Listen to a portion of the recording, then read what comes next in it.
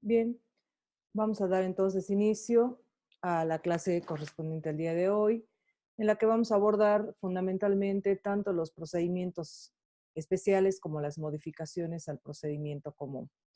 Cuando hablamos de procedimientos especiales y de modificaciones al procedimiento común, estamos refiriéndonos en cuanto a los procedimientos especiales al desglose de lo que significa el procedimiento abreviado, el procedimiento por delitos de acción penal privada, al procedimiento para la reparación del daño y a unas incorporaciones que se han generado primero a partir de la Ley 007 en el año 2010 con el procedimiento especial para delitos flagrantes y este procedimiento especial para casos de violencia contra niñas, niños, adolescentes o mujeres que se ha generado con la Ley 1173, que mi concepto más que ser un procedimiento especial, conceptúo que son unas modificaciones al procedimiento común, ya que no regula un procedimiento, sino que lo que regula son unas modificaciones conforme lo vamos a ver un poco más adelante. Y las modificaciones al procedimiento común son aquellas que en realidad no modifican, si se quiere, o no establecen un procedimiento, si se quiere, especial, sino que modifican el ya establecido. Por eso consignaba las medidas de protección que se establecen para niñas, niños y adolescentes y para mujeres, la violencia doméstica, la diversidad cultural, el juzgamiento de jueces y el privilegio constitucional. Fíjense que les he dejado en resaltado la violencia doméstica y el juzgamiento de jueces, ya que por las modificaciones que se han ido incorporando al procedimiento, estas modificaciones en realidad, si bien subsisten, no tienen ningún sentido de aplicación práctica. Deberían haber sido derogadas expresamente, sin embargo, las dejamos ahí porque la norma no es que están derogadas expresamente, ya que si ustedes revisan sus códigos, se mantienen.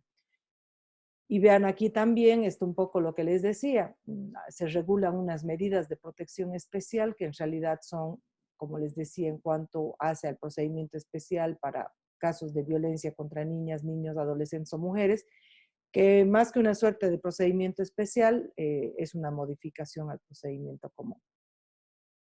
Arranquemos entonces con la caracterización primero del procedimiento abreviado. El procedimiento abreviado que viene, si se quiere, establecido, ustedes ya lo han debido ver como una salida alternativa, pero en realidad el legislador lo ha consignado como una modificación al procedimiento común.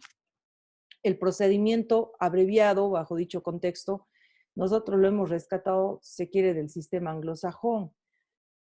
Su nombre deviene de la posibilidad de comprimir el procedimiento. Es un mecanismo de descongestión procesal por el cual se va a llegar a un acuerdo entre Ministerio Público y defensa del imputado con relación a fundamentalmente la pena a imponer. Lo que se va a negociar es la pena. Ustedes saben que en nuestro ordenamiento la mayor parte de los delitos tienen baremos mínimos y máximos que como consecuencia de la comisión del ilícito están regulados. Entonces, por ejemplo, un robo agravado o, por ejemplo, un hurto, los baremos oscilan entre mínimos y máximos. Se supone que aquí entonces el imputado lo que hace es reconocer el hecho, es decir, reconocer que él ha cometido el hecho y lo que va a negociar es el quantum de la pena, ¿no? Esa es la esencia del procedimiento abreviado, que en el sistema anglosajón se conoce como el plea bargaining, en el que se viabiliza de esa manera que se evite la sustanciación de un juicio y se llegue al mismo resultado con la producción o la emisión de una sentencia. La emisión de la sentencia que va a devenir de un procedimiento abreviado, lógicamente es una sentencia condenatoria. Pero veamos cómo es que este acto conclusivo primero ha ido modificándose y luego cuáles son los requisitos para que pueda proceder. Una de las modificaciones, si se quiere, interesantes que se han incorporado es que ahora se puede solicitar tanto por la o el imputado como por el Ministerio Público. Antes era una potestad exclusiva del Ministerio Público el de solicitar el procedimiento abreviado. Vamos a ver cómo eso también tiene una consecuencia. ¿Por qué? Porque en el si se quiere, sistema anterior, cuando el Ministerio Público solicita un procedimiento abreviado como acto conclusivo, lo que tiene que hacer es un pliego acusatorio. ¿Por qué? Porque, como les decía, la consecuencia del procedimiento abreviado es la emisión de una sentencia. Si lo solicita el imputado, honestamente, está dando, si se quiere, vida a una salida alternativa, pero no es que en general se cumpla con este presupuesto, a no ser de que ya se esté en la fase de juicio oral. De esa manera, y visualizando el procedimiento abreviado como un acto conclusivo, se puede presentar tanto en la etapa preparatoria ante la o el juez de instrucción, conforme al numeral 2 del artículo 322, y en la etapa de juicio hasta antes de dictarse la sentencia. Y aquí rige la posibilidad de solicitar el abreviado tanto para el procedimiento común como para el procedimiento inmediato para delitos flagrantes, que lo vamos a ver un poquito más adelante. De esa manera, se regula también que si es que lo presenta el Ministerio Público, para que sea procedente, tiene que contarse con la aceptación del la o el imputado y su defensor, la que tiene que constar de manera, si se quiere, fundada en la admisión del hecho y la participación en el hecho. Esto ha sido bastante criticado, ya que se conceptúa por un sector bastante importante de la doctrina que en realidad aquí se estaría defenestrando el principio de presunción de inocencia y dentro del mismo el de la carga probatoria que tiene el acusador con relación a demostrar de manera suficiente tanto la existencia del hecho como la participación del imputado. Y que se podría generar cauces paralelos en los que se generen sentencias injustas en función de esta admisión del hecho y la participación en el mismo del imputado. Por eso es de que vamos a ver cuando el juez tiene que resolver, tiene que constatar en la audiencia que el imputado reconoce libremente la comisión del hecho y que además hay elementos de corroboración periférica del hecho y de la participación del imputado.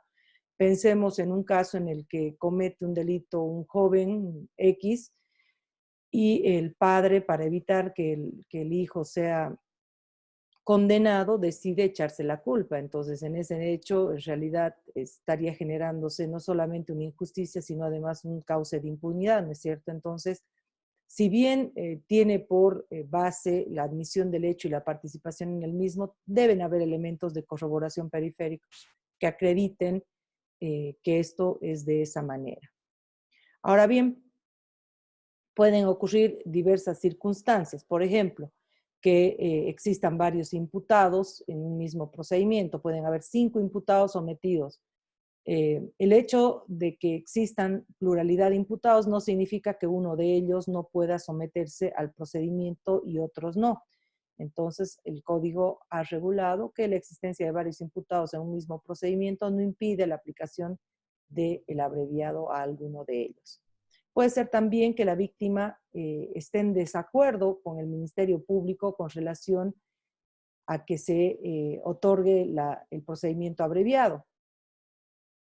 O puede ser que el juez conceptúe que en ese caso un procedimiento común va a permitir un mejor conocimiento de los hechos, porque puede ser que sea un hecho complejo. En esos casos, el juez puede negar la aplicación del procedimiento abreviado. Como les digo, 2 supuestos: que la víctima funde una oposición, y cuando hablo de fundar, significa que tiene que fundamentar debidamente los motivos que la llevan a oponerse al procedimiento abreviado, o que el procedimiento común permita un mejor conocimiento de los hechos. En estos supuestos, por ejemplo, cuando existe oposición fundada de la víctima, se tiene que, en su concepto, por ejemplo, la pena negociada tal vez es ínfima en relación a la gravedad de los hechos. Por ejemplo, supuestos de robo agravado, como les decía, la pena oscila entre un mínimo de 3 años, un máximo de 10. En ese supuesto, si el Ministerio Público negocia una pena de 3 años, puede hasta beneficiarse una salida alternativa. Eso ocurrió en un caso de bastante connotación, que fue el atraco al SEDECA, en el que el principal implicado negoció con el Ministerio Público la aplicación de un procedimiento abreviado, y el Ministerio Público le concedió el procedimiento abreviado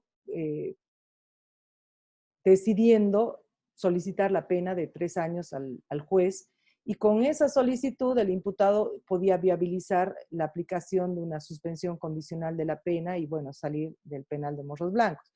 La víctima, que era el SEDECA, se opuso, fundó oposición, y sin embargo el juez decidió otorgarle el procedimiento abreviado. Eso significa también que, no obstante la oposición, el juez también puede verificar si es que tiene o no razón y decidir por dar el abreviado o por negarlo. Ahora bien, el trámite y la resolución del procedimiento abreviado implican que se convoque a una audiencia oral. ¿Quién convoca a la audiencia oral? El juez. ¿Qué juez? Va a depender. Si es que estamos en etapa preparatoria, va a ser el juez de instrucción, que hace el control, ¿no es cierto?, conforme hemos explicado. Y si es la etapa de juicio oral, dependiendo si estamos ante un juez de sentencia o un tribunal, va a ser una u otra autoridad la que convoque a esta realización de audiencia para considerar el procedimiento abreviado. En esa audiencia oral toman la palabra primero el Ministerio Público, luego el imputado y luego la víctima o querellante, según el orden que ha establecido el procedimiento. ¿A efectos de qué? A efectos de que se pueda comprobar, primero, la existencia del hecho y la participación del imputado; segundo, que el imputado voluntariamente renuncie al juicio oral ordinario; y tercero, que el reconocimiento de culpabilidad que esté efectuando el imputado ha sido libre y voluntario. Entonces, en esa audiencia, como les decía, se verifica estos 3 aspectos, que van a dar lugar a que se emita, en caso de que se conceda el abreviado, una sentencia condenatoria, que se va a fundar en el hecho admitido por el imputado, pero la condena no puede superar la pena que haya sido requerida por el fiscal. En el caso que les comentaba, entonces, el fiscal requiere 3 años y el juez no puede considerar o conceptuar que le es aplicable 4, 5, 6, 7 años. No, tiene que fundar la pena que haya sido fundada por el fiscal. Ojo que la norma dice no superar. Por ahí existe un baremo inferior. En cuanto a eso, no señala la norma que no se inviabilice que pueda poner un grado menor. No ocurre eso, ¿no es cierto? Pero porque generalmente lo que hace el juez es fijar la condena que ha sido negociada. En caso de improcedencia, recordemos los 2 supuestos: cuando exista oposición fundada de la víctima o cuando el procedimiento común nos permita un mejor conocimiento de los hechos. El requerimiento de procedimiento abreviado no va a vincular al fiscal en el posterior debate de juicio oral. Y tampoco es que el juez o tribunal va a poder fundar una sentencia de condena en función de la admisión de los hechos por parte del imputado. Entonces, si es que fracasa este trámite del procedimiento abreviado, se supone que aquello no debe perjudicar ni a una ni a otra parte. Es como que no se lo tiene que considerar a posterior.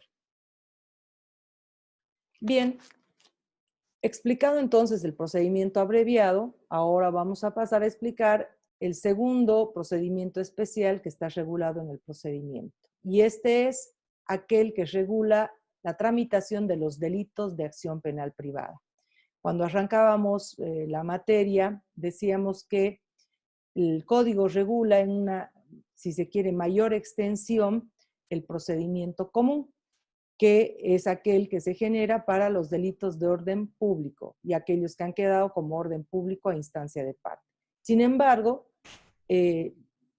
según también la clasificación de tipos de infracciones que nacen del delito o de acciones que nacen del delito, tenemos la acción penal privada, que es aquella que incumbe exclusivamente a la víctima. Entonces, el procedimiento ha también regulado cómo es que se va a tramitar estos dentro de la jurisdicción penal.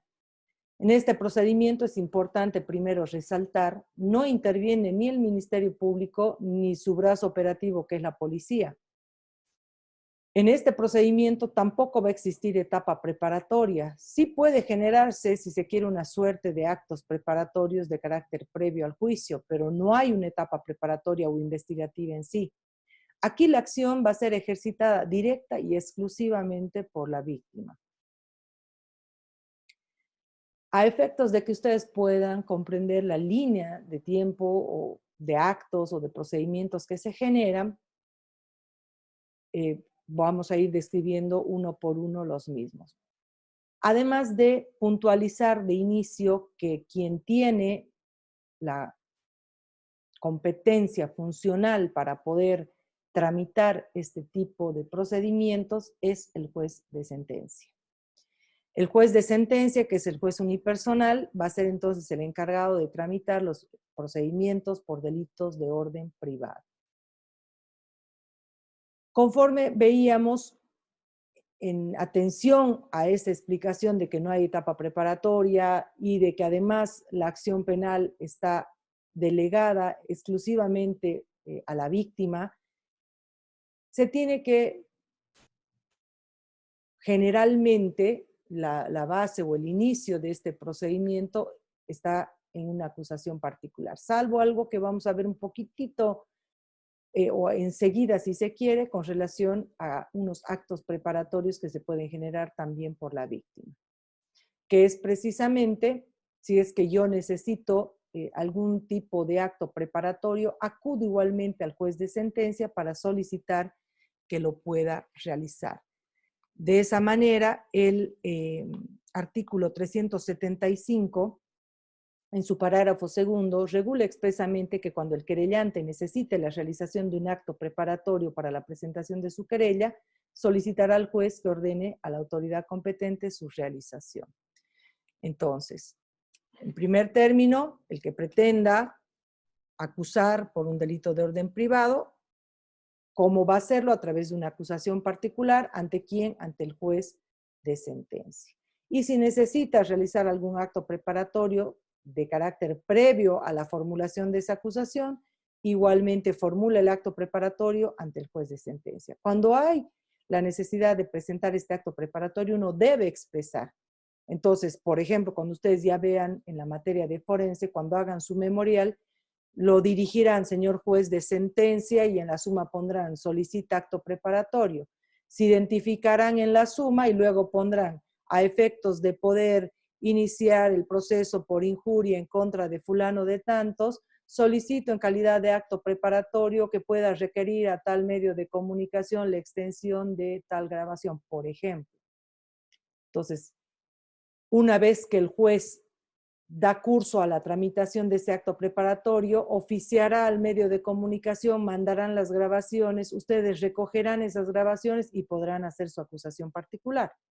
Para eso es ese acto preparatorio. Ahora bien, una vez presentada la acusación particular, hay un primer filtro que se va a desplegar en cuanto a poder analizar primero los requisitos formales y hasta los requisitos, si se quiere, de fondo de esta acusación. El artículo 376 establece que puede haber una desestimación de la querella o acusación particular conforme se la denomine en el procedimiento de manera indistinta. Y esto se va a generar fundamentalmente cuando el hecho no está tipificado como delito, por eso les decía que no es solo forma, sino también fondo, cuando exista la necesidad de algún antejuicio previo o cuando falte alguno de los requisitos previstos para la querella. En este último caso, el querellante puede repetir la querella por una sola vez, corrigiendo los defectos con mención de la desestimación anterior. Entonces, aquí, si es que en realidad se genera la desestimación, generalmente cuando es por forma, lo que se hace es dar este plazo a efectos de que se corrijan estos defectos de forma. Y bueno, si se generaran por los motivos de fondo, lo que en realidad va a habilitar es un recurso de apelación incidental, recurso que lo vamos a analizar más adelante.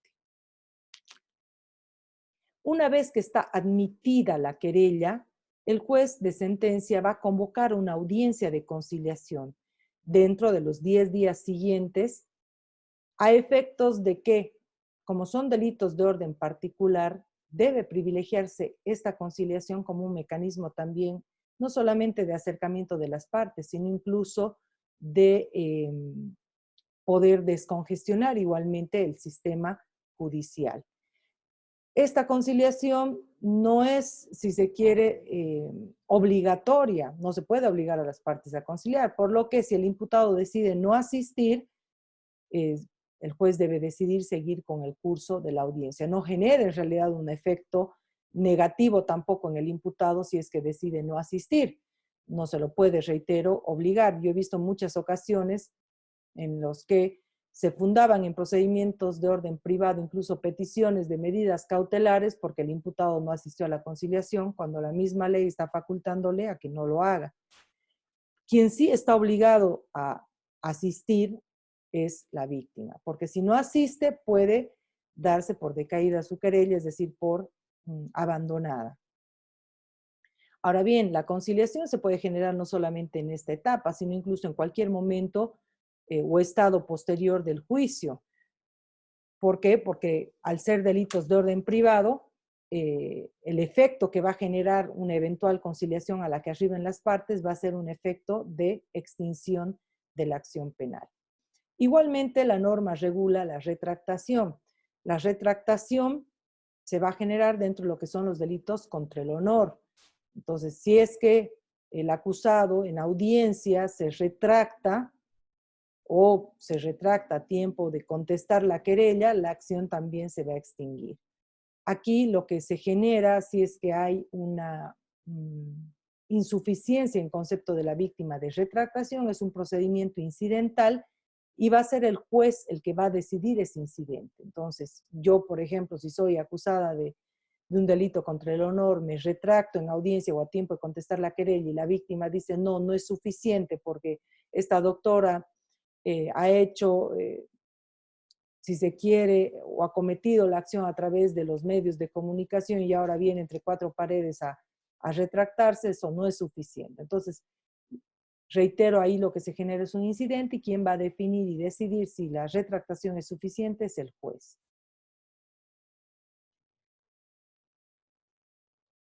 Vean entonces que hasta ahí se generan, si se quiere, unos actos previos. No significan una etapa preparatoria, como les decía anteriormente, sino unos actos previos a lo que va a significar realmente la realización del juicio, que igualmente ocupa un aspecto central en lo que es la tramitación de estos procedimientos. Si es que el juez que ha admitido la querella, que ha llamado esta conciliación, las partes no han llegado a conciliar o el acusado ha decidido no retractarse, lo que va a hacer entonces es radicar la causa y lo que va a hacer es convocar a juicio oral. Una vez que radica la causa, se notifica al acusado a efectos de darle los 10 días para que pueda hacer el ofrecimiento de su prueba de descargo. Esto un poco nosotros ya lo habíamos visto a tiempo. Entonces, les decía de que una vez radicada la acusación, lo que hace el juez de sentencia, según lo que establece el artículo 379, es convocar a juicio oral. Pero aquí el Código de Procedimiento Penal no se interpreta en esa literalidad, sino que se le tiene que dar la oportunidad al acusado de también presentar, si es que así lo desea, su prueba de descargo, ¿no es cierto? Entonces, lo que ocurre en la casuística es que una vez radicada la causa, se notifica al acusado a efectos de que en 10 días pueda hacer su ofrecimiento de prueba de descargo. Pasados esos 10 días, lo que va a haber es este señalamiento de juicio oral, y todo este juicio oral, por eso yo les consignaba en la diapositiva, se va a someter a las reglas del juicio ordinario que nosotros ya habíamos visto, que ahí también se los consigno. Entonces, el día que llegue el señalamiento del juicio, lo que hace el juez de sentencia es verificar la presencia de las partes, instalar el juicio, tramitar los incidentes o excepciones, dar paso a la fundamentación oral de la acusación y de la defensa, luego la declaración del imputado, posteriormente puede generarse esa ampliación de acusación que veíamos, lo más importante, la producción de la prueba y la discusión final y la clausura del debate. Es el mismo orden, el mismo sentido de el juicio oral ordinario que se va a aplicar en este juicio de orden privado. Vamos a ver que únicamente va a haber una diferencia en lo que es la emisión de la sentencia, en cuanto aquí, como decíamos a tiempo de explicar la deliberación y sentencia, al ser un juez unipersonal, este va a emitir directamente la sentencia porque no va a tener con quién hacer el proceso de deliberación. La norma igualmente regula que el querellante puede desistir de la acción en cualquier estado del proceso, pero va a quedar sujeto a la responsabilidad emergente de sus actos posteriores. De la misma forma, les decía también que se va a conceptuar como abandonada la querella cuando el querellante no concurra a la audiencia de conciliación sin justa causa. Entonces, cuando se convoca una audiencia de conciliación, el imputado puede no asistir, efectivamente puede no asistir, pero la víctima o querellante debe sí o sí asistir a la audiencia, porque si no asiste a la audiencia de conciliación, se va a conceptuar como un abandono de la misma y se va a extinguir la acción penal. Ojo que aquí también puede aplicarse las previsiones del artículo 292 en cuanto a que se va a conceptuar la querella como abandonada cuando el querellante no concurra a prestar testimonio, cuando no concurra a la audiencia, en este caso tendría que ser de juicio, la norma dice conclusiva. Bueno, tampoco procedería la previsión tercera en cuanto a no formular acusación, pero sí la cuarta en cuanto a no concurrir al juicio o ausentarse del mismo. En esos supuestos igualmente se va a conceptuar, reitero, como abandonada la querella. Entonces hemos visto primero el procedimiento abreviado, segundo el procedimiento especial para delitos de orden privado. Ahora vamos a ver el procedimiento para la reparación del daño, que es el tercer procedimiento especial. En estos supuestos tenemos que cuando está ejecutoriada la sentencia de condena o la que impone una medida de seguridad por inimputabilidad o semi-inimputabilidad, el querellante o el fiscal pueden pedir al juez de sentencia que ordene la reparación del daño causado o que se indemnice la reparación correspondiente. Entonces, aquí ya estamos también delimitando que la competencia funcional está asignada al juez de sentencia. Y la base para la tramitación de este procedimiento especial está generado en la demanda. Antes de explicar, si se quiere, el procedimiento, es importante que ustedes visualicen que con la modificación incorporada en el año 1999 a través de la ley 1970, lo que se pretende es, si se quiere, dividir las discusiones. Es decir, en el procedimiento común o en el procedimiento por delitos de orden privado, lo que voy a tramitar es la discusión de la acción penal. Pero de todo delito nacen dos acciones, la penal y la civil. Reitero, con la modificación hemos desgajado, si se quiere, a una discusión por separado de lo que significa la acción civil. En el sistema inquisitivo discutíamos ambas acciones, tanto la penal como la civil, en el juicio oral. Y del juicio oral devenía tanto la condena del imputado como la disposición de la indemnización o reparación del daño. Aquí lo que hacemos es, primero discutimos la acción penal y cuando ya hemos agotado esa conclusión, teniendo una sentencia condenatoria ejecutoriada, recién voy a discutir o tramitar la determinación del monto para la reparación o indemnización correspondiente. Entonces, esta demanda tiene que ser dirigida contra el condenado o contra aquel a quien se le haya aplicado la medida de seguridad o contra terceros que por la previsión legal o relación contractual sean responsables del daño ocasionado. Esta demanda tiene que contener los datos de identidad del demandante o su representante legal y su domicilio procesal, la identidad del demandado y el domicilio donde deba ser citado, la expresión concreta y detallada de los daños sufridos y su relación directa con el hecho ilícito comprobado, el fundamento del derecho que invoca y la petición concreta de la reparación que busca o el importe de la indemnización. Además, tengo que acompañar a esta demanda una copia de la sentencia de condena o de la que impone una medida de seguridad. Si es que se desconocen los datos de identificación o se ignora el contenido del contrato por el cual tiene que responder un tercero, el demandante puede solicitar unas diligencias previas a fin de preparar la demanda. Vean entonces que al igual que en el procedimiento especial por delitos de orden privado, aquí también puede haber unos actos preparatorios. Una vez presentada la demanda, igual se va a generar esta, si se quiere, previa estimación de requisitos de forma y fondo de la demanda. Entonces hay como un filtro en el que el juez va a ejercitar esta actuación de control. El juez tiene que examinar si es que esta demanda cumple con todos los requisitos que están establecidos para el contenido de la demanda. Y si no cumpliera, tiene que combinar al demandante para que pueda corregir los defectos de forma y le va a dar un plazo. El plazo que está fijado para este tipo de procedimiento es de 5 días. Si es que en 5 días no cumple con el poder subsanar estos defectos de forma, el juez le va a percibir a que va a desestimar. Entonces hay una desestimación. Si es que se llegara a desestimar la demanda de reparación del daño, eso no va a impedir que pueda acudirse a la vía civil.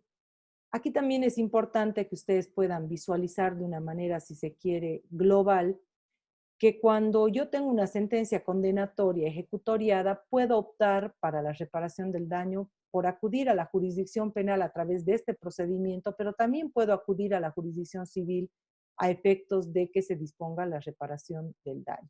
Entonces aquí, si es que me desestiman la demanda, ello no objeta que yo pueda acudir a la vía civil. Caso contrario, en el que el juez admita la demanda, el juez va a citar a las partes a una audiencia oral que se tiene que realizar igualmente dentro de los 5 días siguientes a su notificación. Esto generalmente yo debo señalar no se cumple por cuanto existe una mora procesal importante y se apegan a las previsiones del artículo 130 y las audiencias generalmente se fijan por un término o dentro de un plazo mayor. Como aquí lo que es importante es determinar el quantum de los daños, lo que se puede disponer son pericias técnicas para precisamente determinar el quantum del daño y la relación de causalidad que va a existir entre el hecho ilícito por el cual haya sido condenado y el quantum del daño que se esté determinando. En esta audiencia oral, el juez en todo momento tiene que procurar que las partes arriben a una conciliación. Y en caso de que arriben a la conciliación, puede también disponerse a la homologación de acuerdos que se celebren. Es decir, que las partes pueden conciliar tanto judicial como extrajudicialmente. Si es que no llegan a conciliar, entonces lo que va a ocurrir es que se va a disponer la producción de la prueba ofrecida solo con referencia a 3 aspectos. El objeto entonces de esta audiencia va a ser el poder acreditar la legitimación que tienen las partes, la evaluación del daño y la relación directa de ese daño con el hecho. Esos son los 3 aspectos sobre los cuales va a versar la producción de la prueba. Si es que el demandante no concurre, igualmente se le va a aplicar el abandono de la demanda y se va a archivar los sobrados. Si es que no concurre el demandado o alguno de los demandados, la audiencia no debe suspenderse. Y estos van a quedar, como dice, a las resultas del proceso. A diferencia, como aquí ya no estamos tramitando la acción penal, no es exigible, si se quiere, en los términos del juzgamiento penal, esa inmediación. Y si es que las partes, si es que el demandado no concurre, va a estar a las resultas del proceso y continúa su curso la audiencia.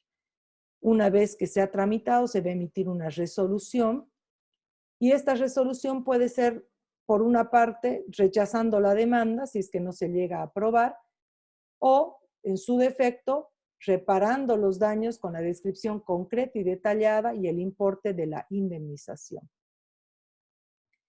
Esta resolución puede merecer recurso de apelación. La norma aquí dice en el efecto devolutivo es muy similar a la redacción que hace la norma civil. En nuestro caso tendría que ser una apelación incidental y no existe recurso ulterior.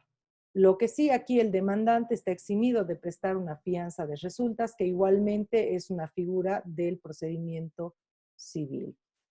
También es importante establecer el plazo en el que la víctima puede requerir o interponer en este procedimiento especial la demanda. La norma sí refiere que la víctima que no haya intervenido en el proceso, es decir, aquella que no ha interpuesto querella, aquella que no ha interpuesto acusación, etcétera, tiene solamente 3 meses para poder interponer este procedimiento. Y existe otra disposición que está regulada en el artículo 388 que establece un plazo de caducidad de 2 años desde que se ejecutoría la sentencia de condena o desde que se impone la medida de seguridad. Pasados estos 2 años, la acción para poder reclamar la reparación del daño en la vía penal, porque recordemos que estamos en jurisdicción penal, va a caducar. Bien, entonces vean que ya hemos visto 3 procedimientos especiales. Ahora vamos a ver el procedimiento inmediato para delitos flagrantes, que es un procedimiento que ha sido incorporado a partir del año 2010 con la emisión de la Ley 007 de modificación al sistema normativo penal. Y este procedimiento devenía de una realidad que daba cuenta de que generalmente se llevaba a audiencia de medidas cautelares, por ejemplo, por hechos flagrantes, que son los que están descritos en el artículo 230 del procedimiento, es decir, en los que se está viendo la comisión del hecho ilícito, se los llevaba aprendidos, reitero, a la cautelar, se los detenía y se olvidaba de ellos. Entonces, el Ministerio Público generalmente esperaba el paso de los 6 meses, recibía la combinatoria del juez y recién formulaba el acto conclusivo, que lógicamente si el imputado ha sido sorprendido en flagrancia iba a ser una acusación.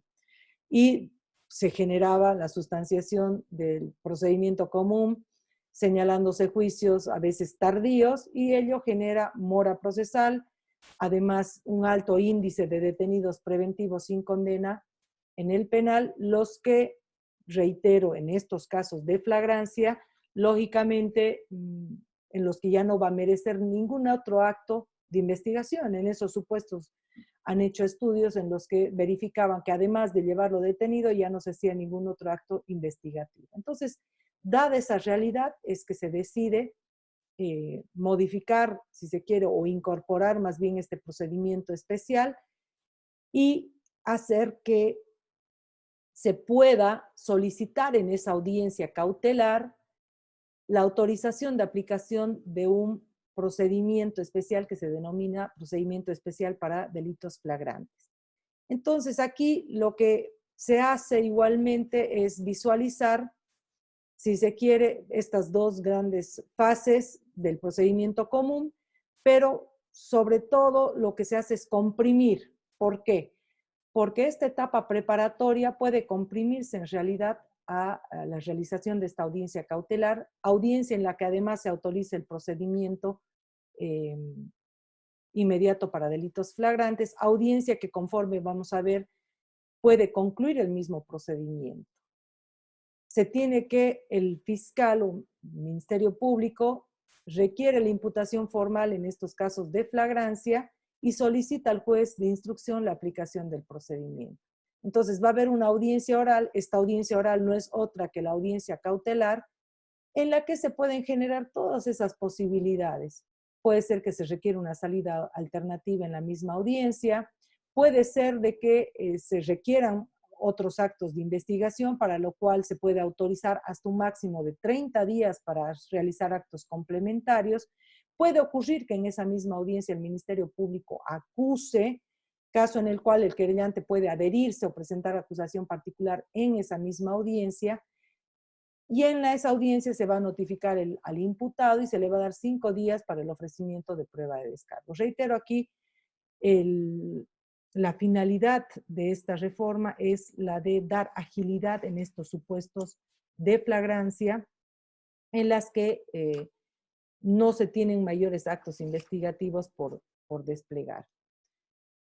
Es importante igualmente poder establecer que en los supuestos de flagrancia, si es que, por ejemplo, yo tengo 4 personas que han sido sorprendidas en flagrancia, las 4 para poder someterlos a este tipo de procedimiento deben estar en la misma circunstancia. Es decir, no puedo aplicar un procedimiento inmediato por flagrancia si han sido sorprendidos 2 y los otros 2, no sé, se han fugado y no están sorprendidos en flagrancia o han cometido delitos conexos. Para ello se aplicará un procedimiento común, porque reitero aquí, lo que habilita la posibilidad de aplicar este procedimiento es la sencillez que nos da la misma flagrancia, porque reitero, se ve la comisión del hecho ilícito.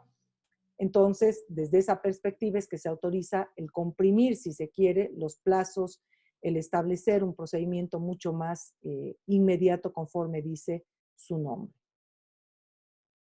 Entonces, bajo ese contexto, se tiene que, si es que hubiera esa acusación, reitero, que se genera en esa audiencia cautelar, se va a remitir luego al juez de sentencia para que sea el juez de sentencia el que lleve el juicio oral. Y aquí no interesa si se trata de un delito, no sé, pues de lesiones o de un delito de asesinato. En el procedimiento común se discrimina por el baremo sancionatorio, por la pena a esperar, si el caso va a un tribunal de sentencia o un juez de sentencia. Cuando hay procedimiento inmediato en flagrancia, cuando se autorice este procedimiento, quien va a solventar el juicio oral es el juez de sentencia, que es al que se va a remitir las actuaciones. Es él el que va a hacer unos actos, si se quiere, preparatorios del juicio, pero vean que esta norma se ha ido modificando tanto que realmente lo que ocurre en la casuística a veces no es lo que señala la norma. Fíjense que en etapa preparatoria decíamos el fiscal acusa, en la misma audiencia el fiscal puede adherirse o presentar la acusación y en la misma audiencia se notifica al imputado y se le da 5 días para el ofrecimiento de prueba de descargo. Reitero, 5 días para el ofrecimiento de prueba de descargo. Y esto se generaría en esa audiencia cautelar. Sin embargo, ello no ocurre en la realidad y se distorsiona el procedimiento. ¿Por qué? Porque lógicamente muy pocas veces he visto que se pueda generar esto en la misma audiencia cautelar. Generalmente el Ministerio Público lo que hace es pedir los 30 días complementarios y cuando agota esa complementación recién acusa. Y el juez instructor, en lugar de hacer esos actos preparatorios como está mandado en la norma, lo que hace es inmediatamente remitir al juez de sentencia y el juez de sentencia es el que tiene que hacer los actos preparatorios. ¿A qué me refiero? Notificar al querellante para que presente su acusación y luego notificar al imputado para que presente su prueba de descargo. Y además aquí hay otra distorsión, porque la norma dice 5 días y lo que ocurre generalmente es que el juez de sentencia, aplicando las prescripciones del artículo 340 del procedimiento común, lo que hace es darles 10 días. Y esto, a mi juicio, distorsiona la finalidad de esta norma en cuanto a la agilidad que debe merecer el mismo. En concreto, el artículo 393 cuater lo que hace en cuanto a regular los actos preparatorios del juicio es establecer que el juez de sentencia radique la causa y dicte el auto de apertura de juicio. A eso se limita la preparación del juicio que está regulada en nuestro ordenamiento. Sin embargo, reitero, la casuística da lugar a que se aplique de una manera diferente. Conforme ustedes van a poder apreciar. Además, cuando se radica la causa y se establece la fecha de audiencia de juicio, el legislador ha establecido que el mismo no tendría que realizarse en un plazo que vaya más allá de los 5 días siguientes. No obstante, reitero, por la mora procesal, esto en la práctica tampoco es que se genera. Una vez que se llega al día del juicio, se aplican de nuevo las reglas del juicio ordinario. La única diferencia con las reglas del juicio ordinario que están reguladas en este procedimiento inmediato es que aquí, una vez finalizados los alegatos de las partes, el juez dicta la sentencia inmediatamente, pero dicta toda la sentencia en su integridad.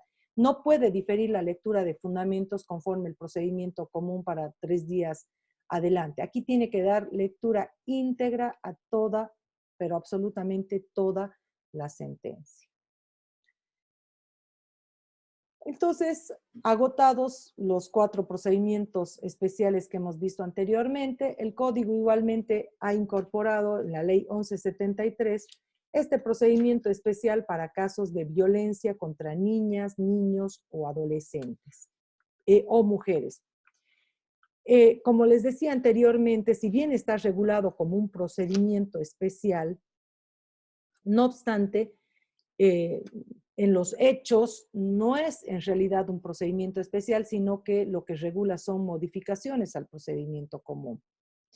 Aquí se ha modificado la regulación del artículo 389, que regulaba la situación de los menores imputables, que ha quedado igualmente sin vigencia por la promulgación del Código Niño-Niña Adolescente, ya que no tenemos menores imputables, todos aquellos menores de edad son menores infractores. Entonces, se ha decidido incorporar estas modificaciones cuando se traten de delitos vinculados a las distintas formas de violencia contra niñas, niños, adolescentes o mujeres. Entonces, en esos supuestos, cuando se aplique en estos casos el procedimiento común, lo que se hace es aplicar, si se quiere, unas normas diferentes. Por eso es que yo les decía, no es de que hay un procedimiento especial, sino que lo que se hace es modificar las prescripciones que están establecidas para este tipo de supuestos. Por ejemplo, se establece una prohibición de revictimización, conforme ustedes van a lecturar el procedimiento especial que viene regulado.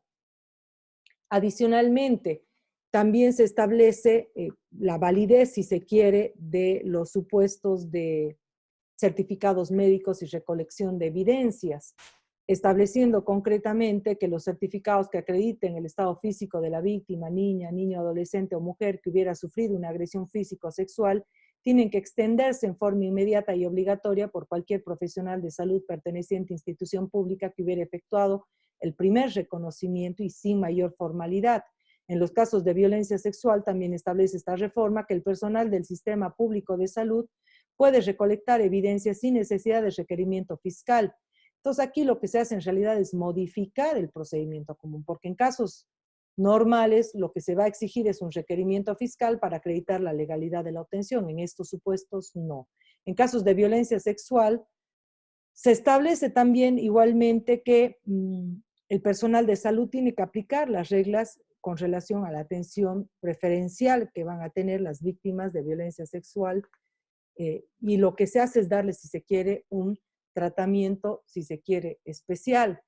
También regula este procedimiento que la resolución o en cualquier etapa del procedimiento especial en los casos de violencia física o sexual contra mujeres por delitos con pena igual o superior a 4 años, la víctima o su representante podrán solicitar a la instancia jurisdiccional el divorcio o desvinculación de la unión libre por ruptura del proyecto de vida en común con el único efecto de la disolución del vínculo conyugal o de unión libre o de hecho para que resuelva conforme establece el procedimiento previsto en la Ley 603, que es el Código de las Familias.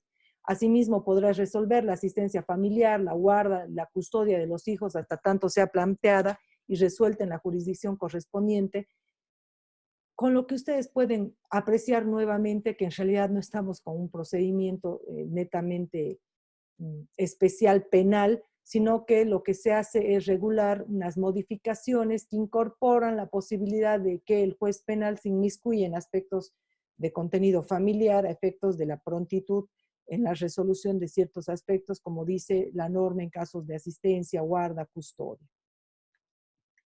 Adicionalmente, se regula que cuando en otros procesos sustanciados en sede distinta a la penal, la o el juez constate la existencia de un hecho de violencia contra niñas, niños o adolescentes o mujeres, se imponga las medidas de protección que correspondan y de inmediato formulen la correspondiente denuncia al Ministerio Público. Y finalmente se establece que en cuanto a la participación de la solicitud, de la sociedad civil, se tiene que a solicitud expresa de la víctima, las organizaciones de la sociedad civil especializada en atención y asesoramiento a casos de violencia a niñas, niños, adolescentes o mujeres, podrán apersonarse ante la Policía Boliviana, Ministerio Público o la autoridad judicial competente participando o interviniendo en condición de coadyuvante en los actos procesales en resguardo de los derechos de la víctima y del cumplimiento de la debida diligencia en los procesos penales por delitos de violencia, pudiendo participar en audiencias, incluso si éstas fueran declaradas en reserva, y brindar cualquier tipo de apoyo a las víctimas.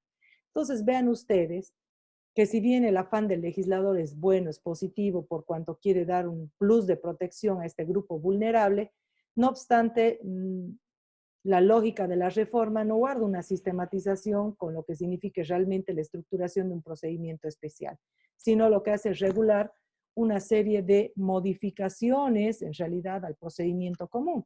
Ya les digo, esto ha venido siendo incorporado incluso por jurisprudencia del Tribunal Supremo, en jurisprudencia en la que se ha regulado, por ejemplo, el Auto Supremo 023-2015, que se puede incorporar la declaración, por ejemplo, de la víctima que haya sido brindada en etapa preparatoria a efectos de evitar la revictimización, o supuestos en los que se ha brindado validez a informes médicos que no necesariamente hayan sido sometidos o brindados por un requerimiento fiscal, desformalizando verdaderamente lo que significa el procedimiento común a efectos de dar un plus de protección a las víctimas.